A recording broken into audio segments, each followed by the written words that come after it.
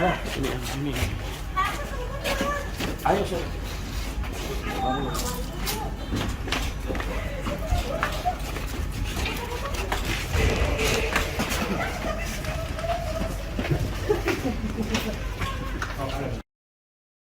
Dua terdakwa yang menghabisi nyawa satu keluarga di Kelurahan Pauman, Kecamatan Kabupaten Indramayu menjalani persidangan perdana.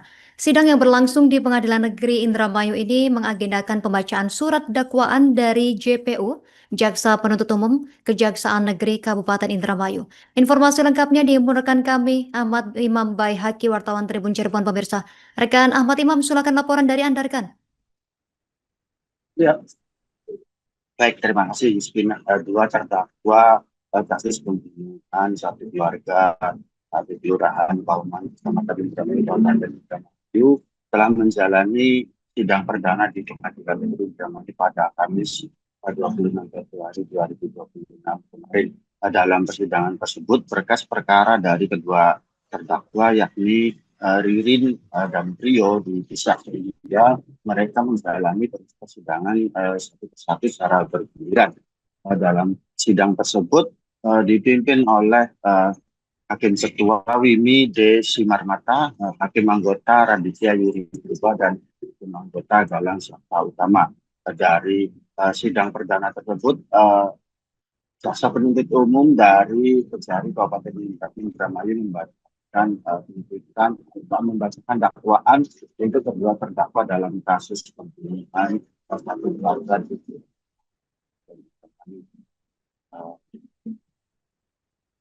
Kasipidum Kejari Kabupaten Indramayu Eko Supramurbada menyampaikan dalam persidangan tersebut JPU menuntut kedua terdakwa dengan pasal berlapis yang disusun secara kombinasi menggunakan subsidiaritas dan kumulatif, walaupun berkas perkara keduanya dipisah. Dan menurut dia, keduanya didakwa pasal dakwaan ke-1 primernya ialah melanggar pasal 459 Undang-Undang Nomor 1 Tahun 2023 tentang KUHP, itu pasal 20 huruf C Undang-Undang Nomor 1 Tahun 2023 tentang KUHP. Lalu dakwaan subsidiarnya ialah pasal 458 Undang-Undang Nomor 1 Tahun 2023 tentang KUHP, itu pasal 20 huruf C Undang-Undang RI Nomor 1 Tahun 2023. Dan untuk dakwaan selanjutnya adalah pasal 80 ayat 3 Undang-Undang RI Nomor 35 Tahun 2014 tentang perubahan atas Undang-Undang Nomor 23 Tahun 2002 tentang perlindungan anak, untuk Undang-Undang Nomor 1 Tahun 2026 tentang penyesuaian pidana. Eko mengakui dakwaan berlapis itu dikarenakan terdapat dua anak di bawah umur yang menjadi korban meninggal dunia dalam kasus pembunuhan satu keluarga di Kelurahan Pauman, Kecamatan Indramayu, Kabupaten Indramayu yang terjadi pada akhir Agustus 2025, sehingga dakwaan disusun secara berlapis dan disertakan juga Undang-Undang Perlindungan Anak karena adanya dua anak yang menjadi korban. Selain itu, JPU juga menyusun dakwaan secara berlapis karena dari berkas perkara terdapat keterangan mengenai perbuatan para terdakwa yang dilakukan secara bersama-sama. Dan dalam rekonstruksi kasusnya juga kedua terdakwa sempat menyampaikan keterangan terkait posisinya masing-masing saat kejadian sehingga didakwa beraksi secara bersama-sama. Dan itulah yang menjadi alasan JPU menyusun dakwaan seperti itu, dan ancaman hukuman dari dakwaan tersebut adalah hukuman mati seperti KUHP sebelumnya, sehingga pihaknya memastikan ancaman hukuman terberat dalam dakwaan kasus pembunuhan satu keluarga di Kelurahan Pauman, Kecamatan Indramayu, Kabupaten Indramayu adalah hukuman mati. Demikian.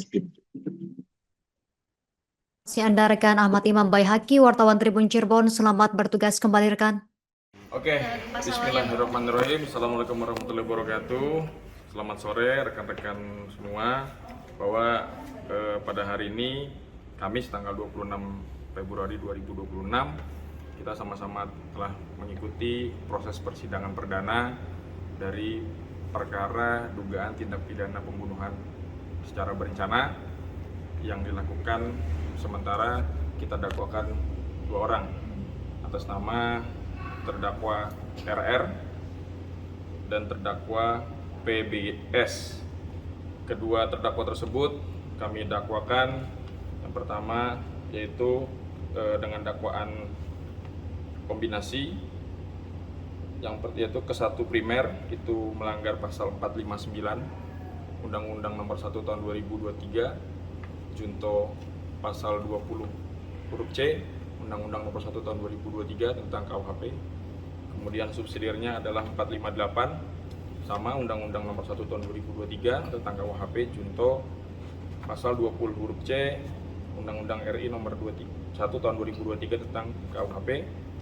Dan kedua, karena juga dilakukan terhadap anak yang mengakibatkan mati, kita dakwakan juga pasal 80 ayat 3 Undang-Undang RI Nomor 35 Tahun 2014 tentang perubahan atas Undang-Undang Nomor 23 Tahun 2022 tentang perlindungan anak junto Undang-Undang RI Nomor 1 Tahun 2026 tentang penyesuaian pidana. Jadi pasal 459 itu merupakan perubahan dari pasal 340 KUHP yang PVS, kemudian diadopsi menjadi 459, kemudian pasal 338 tentang pembunuhan biasa diadopsi menjadi pasal 458 di Kitab Undang-Undang Hukum Pidana yang baru atau Undang-Undang Nomor 1 Tahun 2023. Untuk pasal 20 huruf C merupakan perubahan dari pasal junto 55 yang melakukan, terus tetap melakukan atau menyuruh melakukan, yang kemudian di Undang-Undang Nomor 1 Tahun 2023 diadopsi menjadi pasal 20 huruf C yang turut serta melakukan tindak pidana. Kenapa kami dakwakan seperti itu? Karena kami menilai berdasarkan fakta di dalam berkas perkara, perbuatan yang dilakukan oleh para terdakwa ini dilakukan secara bersama-sama. Walaupun sebenarnya kalau di berkas perkara dan fakta pada saat kita melakukan sama-sama, mungkin teman-teman juga hadir pada saat rekonstruksi, itu jelas bahwa mereka sendiri yang menceritakan posisi-posisi pada saat kejadian. Nah, kita berdasarkan itu makanya kita dakwakan akhirnya secara bersama-sama. Kemudian fakta persidangan dari hasil persidangan, sebagaimana rekan-rekan ketahui semua bahwa setiap pihak di persidangan baik pidana maupun perdata